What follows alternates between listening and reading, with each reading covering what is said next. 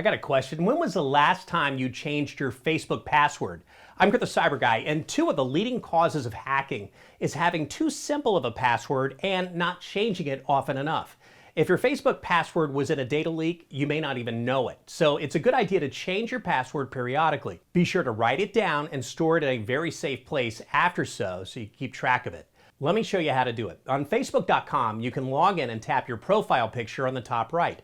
Then tap Settings and Privacy and select Settings. Then on the left, tap Security and Login, and you'll see an option under Login to change password.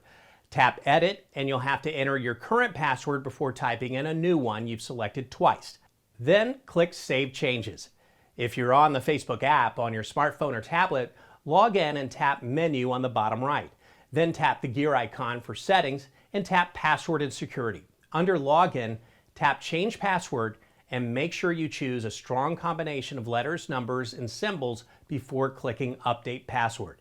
For tips on how to create the strongest passwords, head to cyberguy.com and search password. While you're there, sign up for my free newsletter.